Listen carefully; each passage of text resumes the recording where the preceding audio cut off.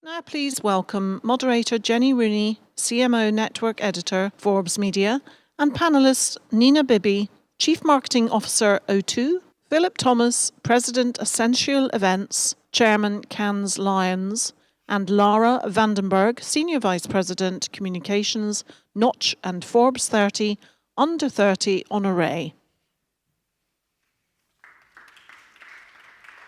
Hi everyone again. Just proof that this industry of ours really is very much a small world. Fun fact, Bridget and I actually went to high school together and played on the soccer team, so I had to cross the pond to come over and see her. It took that, but it's great to see you again, Bridget. Wonderful job. So I just wanted to introduce my panelists. I'm excited to talk about this sort of coming together of creativity and tech, because it seems like we're going to sort of a culmination of sorts of many of the things that we've talked about today. And I love that I have sort of an eclectic mix of panelists who are all going to bring a sort of a unique view to this topic. Nina Bibby is the CMO of O2, and she was one of our world's most influential CMOs. And I think the last time I saw you was at Cannes, as a matter of fact. Philip Thomas, he's the president of Ascential Events, and he's the chairman of the Cannes Lions Festival of Creativity. So Philip, thank you for being here. Lara Vandenberg, she's the senior vice president communications of Knotch, and she was just honored this year as one of our under 30 listers in marketing and advertising. So please join me in welcoming the panelists, and congrats to all of you. So, we're going to talk about this concept of creativity and sort of how it's being redefined. But I think what I wanted to start with was having you all share a little bit about sort of what you do, what your sort of vantage point is, sort of from where do you sit? And Nina, perhaps you can kick it off. So in the creativity, sorry, can you guys hear me? Yes. In the creativity and tech debate, as it were, for me, the easy answer is both need to coexist and thrive. And I think somebody said it really well earlier, the woman from Matches, I think it was Jess, that we have to stop siloing everything. And I think that's absolutely right. So if I consider so in the autumn 2002, we had a very bold, very creative campaign about Breathe It All In, 2-minute execution with George the Poet, using quite traditional, quote unquote, media. We then followed that up, applied that same creative to custom plans, a very innovative new proposition that we brought into market for customers. And then we applied similar creative, but in programmatic to get customers to use devices. So creative and technology matched. But I will make a point and sort of go out on the limb here, which is that technology without creativity, I would say, is nigh on useless. So there, I'm going to put myself out there. And I guess the reason is because we're here, as marketeers, we're here to generate sustainable demand. That is what we're here to do. We're here to drive customers to consider us, to choose us, to buy more from us, and to stay with us. That's what our job is. And brand plays a massively important role, and creativity plays a massively important role in doing that. And I think without that brand, without that creativity, we then get to a stage where it's about price competition and switching behavior. And I think, again, we heard earlier today from a panelist up here, which basically said brand is a bit of purpose on the side. And I said, no, it's not. Consider super brands. Super brands are meaningful. They permeate culture. They're incredibly creative. I mean, what's more creative than having somebody jump out of a rocket ship in space? Like Red Bull did. That's creativity. Creativity is putting a skate park in Selfridges. So I think both are important, sure. But I would lead with creativity. You're going to lead with creativity. Well, to that point, Philip. I don't lead with creativity. So I run Cannes Lions, which is the world's biggest celebration of creativity, yeah. I suppose you could say. It's also a very large gathering of CMOs. It's probably the largest in the world. We have about 3,000 organizations, CMO organizations, client organizations attend. So we have quite an interesting vantage point in the sense that it's a very international event, 100 different countries attend, and the organizations who attend go all the way from sort of Procter & Gamble right down to very small businesses. And so we have quite a few data points, and I suppose there's a couple that are worth bringing out. The first is that the number of CMOs attending Cannes Lions has been increasing for the last 20 years. They started coming to the festival in the 90s.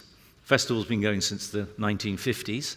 I haven't been running it that long, honestly, but in the 90s, the CMOs started to come. And what we see is an increasing number of marketers attending. And it always fascinates us about why that would be, because we're not actually an event about marketing. Mm-hmm. We're an event about creativity. Mm-hmm. And the reason that I think a lot of my time is spent talking to clients as opposed to agencies, because clients want to talk to us a lot, I think is that that a lot of marketers have realized that the playing field is getting very level when it comes to technology. I mean, you can buy that in, you can get capabilities when it comes to technology. What's much harder to get a hold of and to really nurture is creativity. Mm-hmm. Because the customers that come to Cannes, what they've done is they've actually measured the impact of creativity. And there are a number of really interesting studies. McDonald's did a fascinating study where they measured the effectiveness of award-winning work, so lion-winning work versus non-lion-winning work, and it was 54% more effective than the less creative work. So I think they've measured that creativity will drive their business, and therefore they are chasing after it. The other data point is interesting, is we have about 40,000 entries into the festival, so into our competition, and client-created work is on the increase in a massive way. So last year increased by 85%, wow. Year before that 62%. And they're not only entering the work that they produce in-house, they're also paying to enter the work that their agencies are entering, which is again creating, which is an interesting data point in the sense that clients are understanding if we really chase after creativity, maybe we can make a real difference to our business. Mm-hmm, mm-hmm. Lara, talk first for folks in the room who aren't familiar with Knotch. Why don't you share a little bit about what that company does, and then you can talk a little bit about your vantage point on this topic. Yeah, absolutely. So Knotch is a data company in the marketing and specifically content marketing space. So we measure ROI for some of the biggest brands online. We plan, we measure, we optimize, and we help with distribution.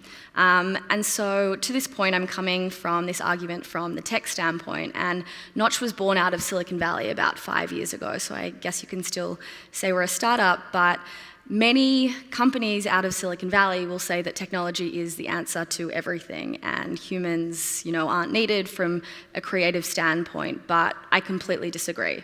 I think that there has been a tension for so long around the commoditization of technology versus storytelling, but at the end of the day, storytelling is king and creativity is king, and no tech or AI or personalization is going to change that. I think where tech can help brands and their agencies is around the optimization and the amplification of a message that's already there.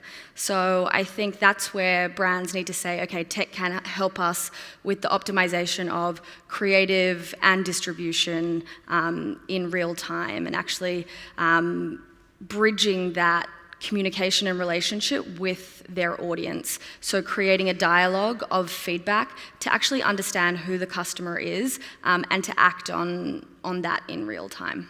Mm-hmm. So I think they need to coexist hand in hand. So let's talk about we're talking about creativity, and that's frankly a squishy word, right? It can mean many, many different things depending on where you're coming from. So let's talk about how just the definition of creativity alone in advertising and marketing has expanded in recent years, or how you're looking at the definition of creativity and how it's changed. Anybody can jump in. I'll start. And by that I mean, it can be creative thinking, it can be creative strategy, it could be a number of different things. Yeah, I'm not sure if it's changed, but I would say it remains core, and it can be applied in broader and broader media, in fact, a dizzying array of media, but I think creativity is core.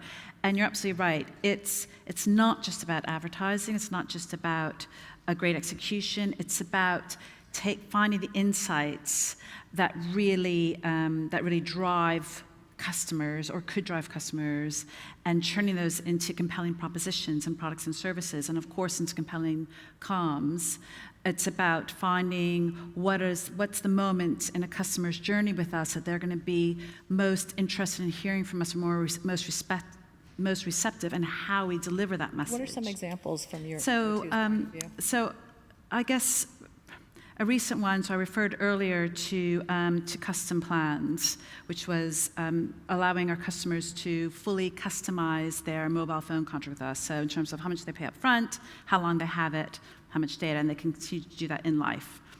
Small statement, massive change in the industry.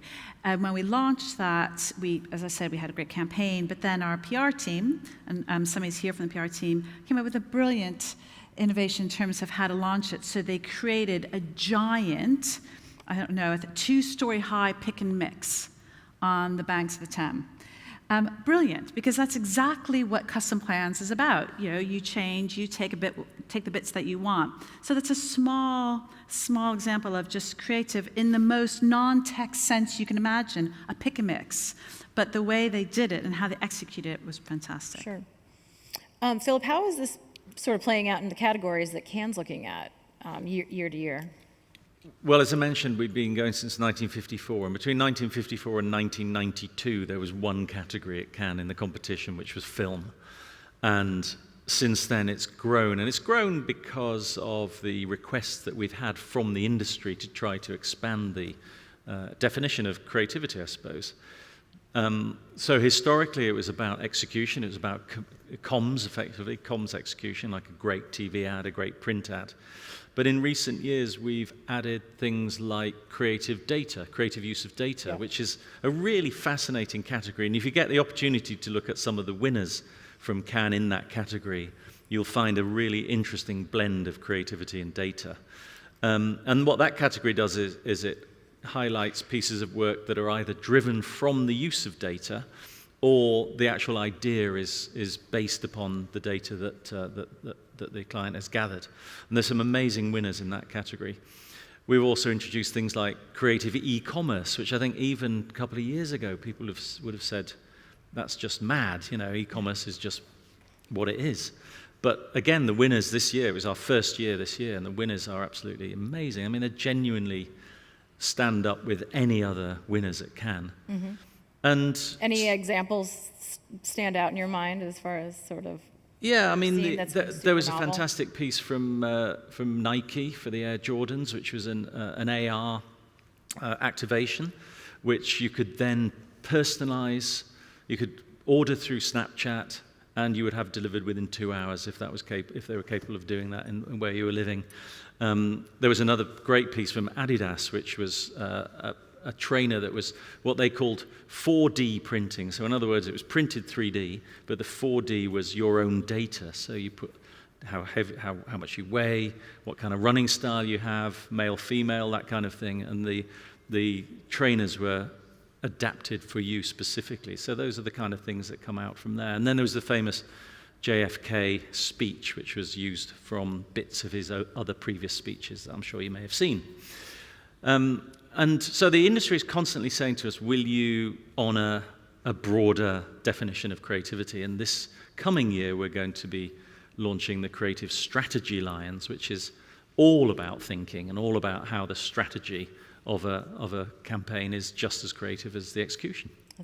To that point, strategic thinking, Lara, talk a little bit about how, as we were talking earlier, one of the challenges CMOs are finding themselves up against these days is to, how they look at all of the data that's available to them and being able to sort of parse out what is irrelevant, is not going to guide sort of the right choice in a matter, and where do they make that determination that intuition must necessarily sort of dominate? Yeah, absolutely. So there are a couple of points here, and the first is a total paradox because we have too much data and not enough insight, but then also data teams are also still trying to decipher data from 6 months ago and make it talk to each other. So unless a CMO and their marketing team is actually examining data in real time and using it for predictive insights, you're already behind.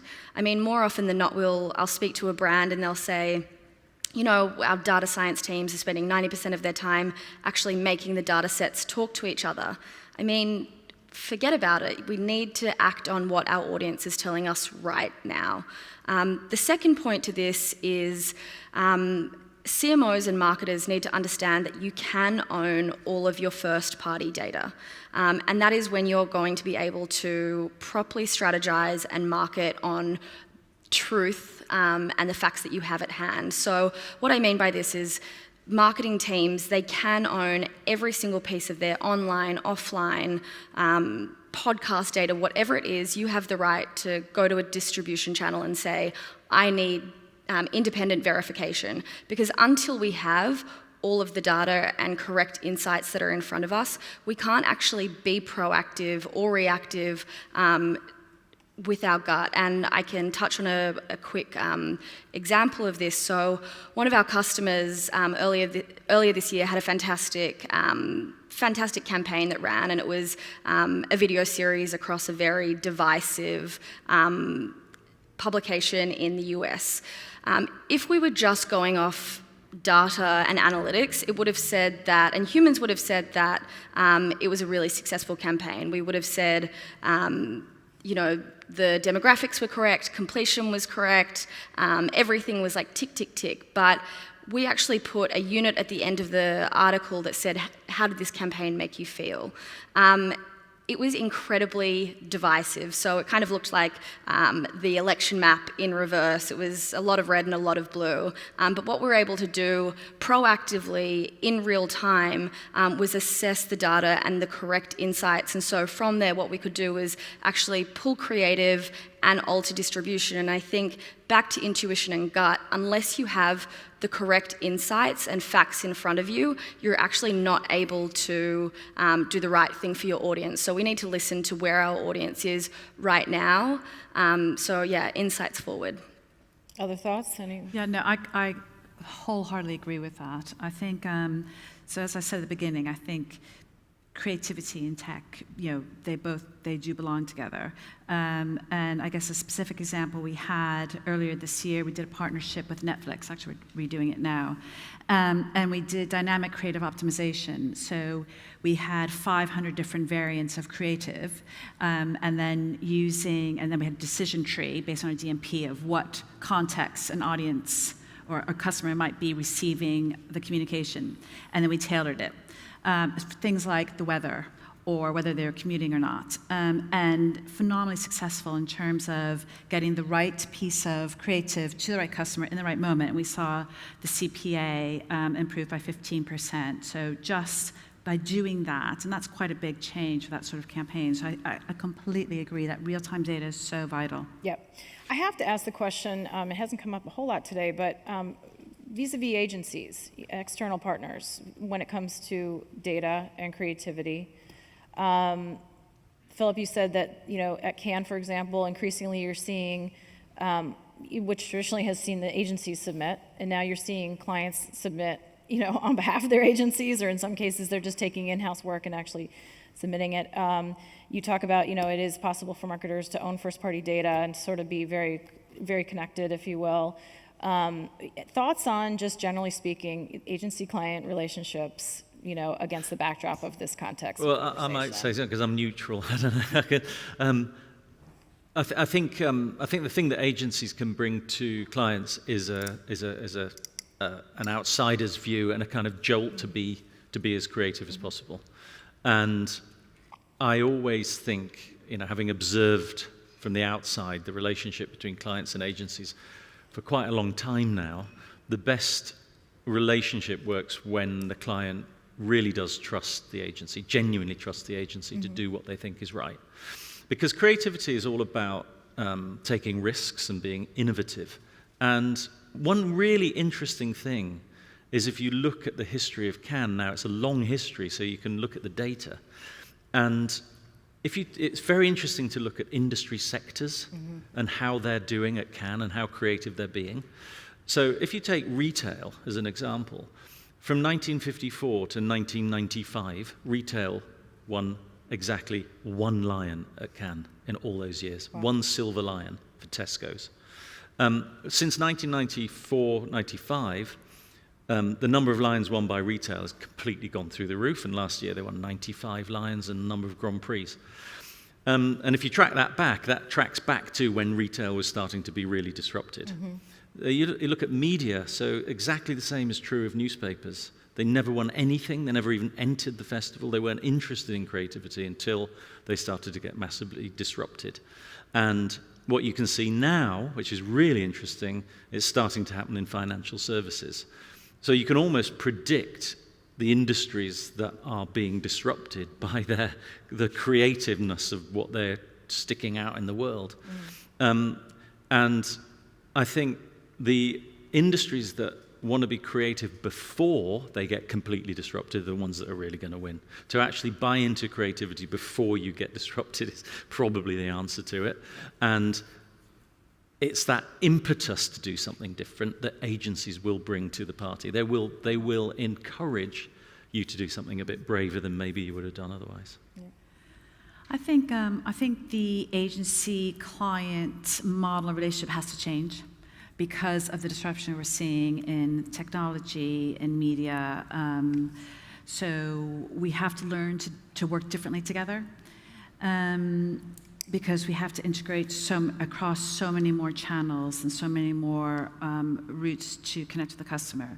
Something that we introduced last year, I'm not saying we've cracked all of this, by the way, it's just we're trying to learn as we go. So something we introduced last year was a joint planning hub. So we now have planners from each of our agencies co-located 3 days a week, every week, with all of what we're working on the walls at all time, and they'll move from table to table. And of course, my own team is there as well, trying to spark creativity from the different agencies, from the different experts, and also make sure we're fully integrated. So that's just an example of trying to figure out how to work a bit differently. Yeah.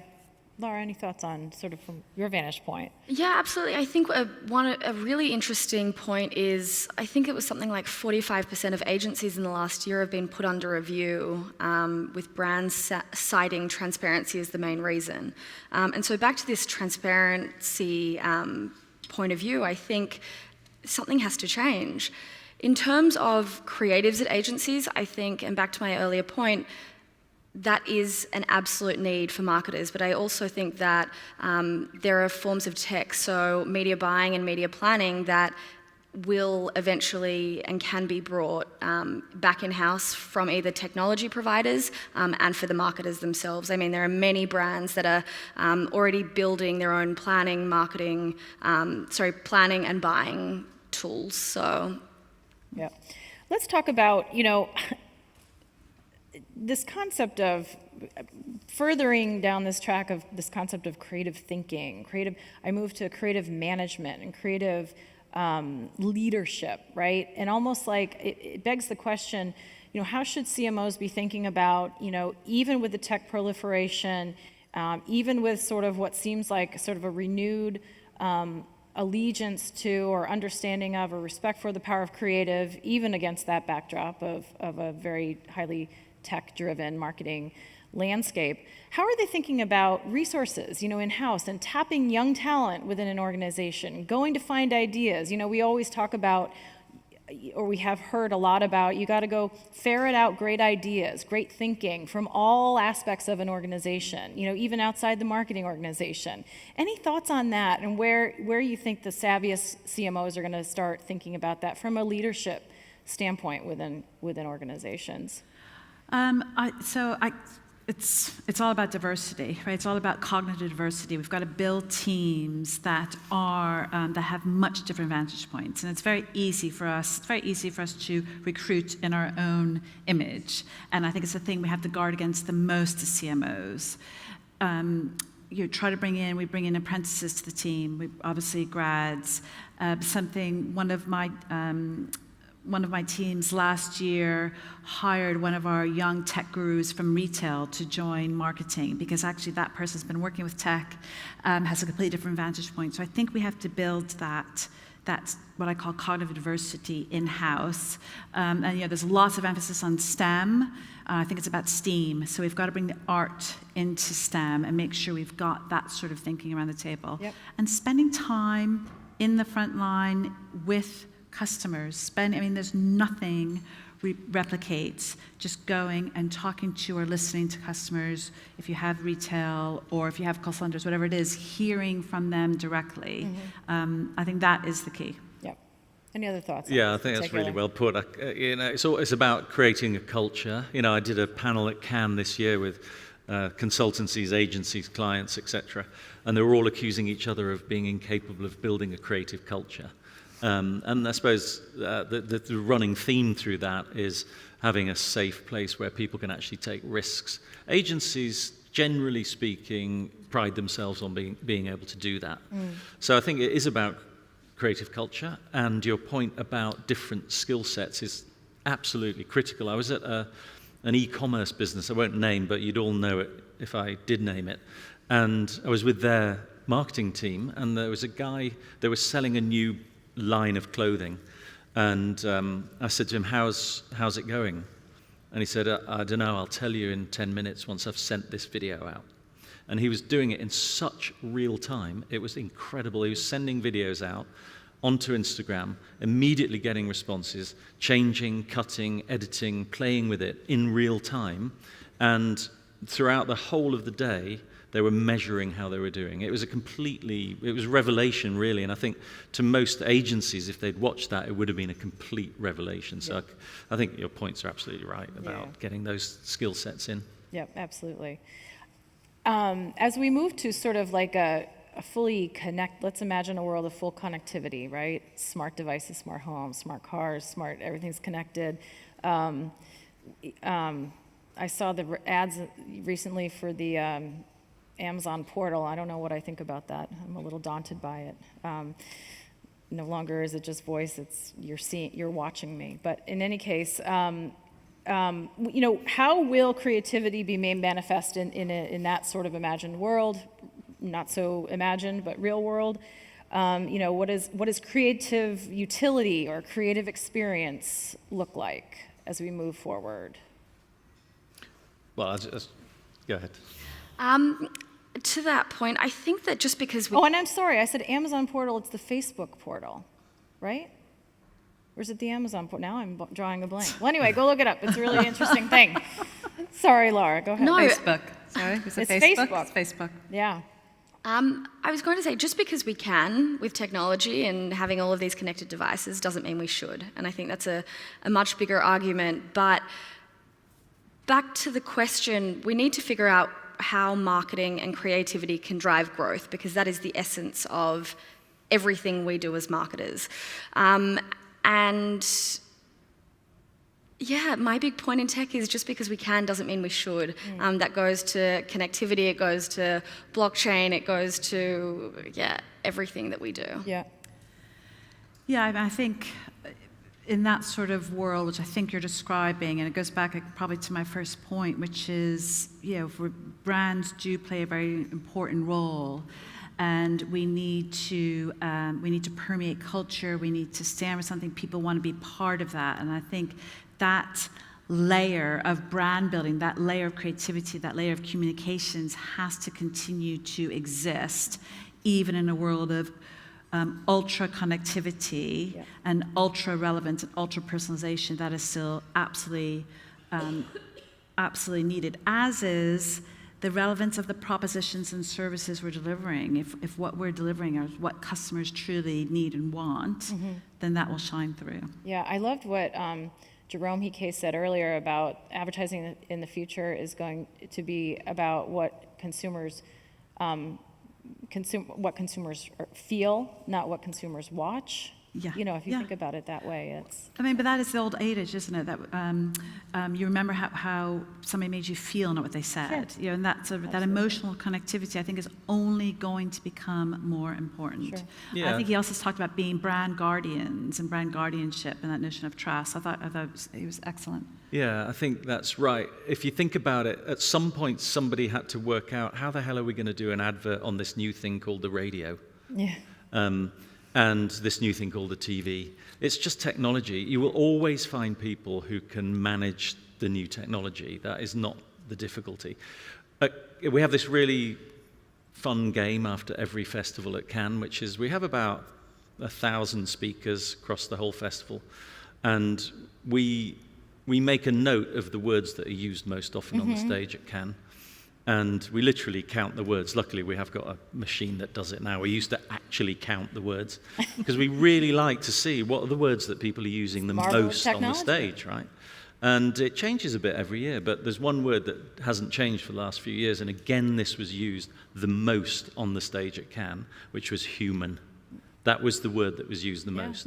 Not AI, not VR, nothing like that. Right. It was human was the word that people were using, and I think that really sums up the whole debate. No, it's huge, and it's not just semantics. I'm a firm believer in that. It's that there's a real focus on that right now, and I feel like we're shifting back to the importance of that, as crazy as that sounds, because it's always arguably been important. But so, last quick question: are you optimistic about the future of a tech-driven marketing and advertising world, and sort of its ability to elicit real human response? And this is, I mean, obviously what we've been talking about, and brand love.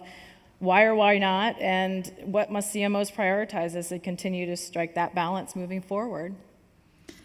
So I'm hugely optimistic because I think they coexist very well.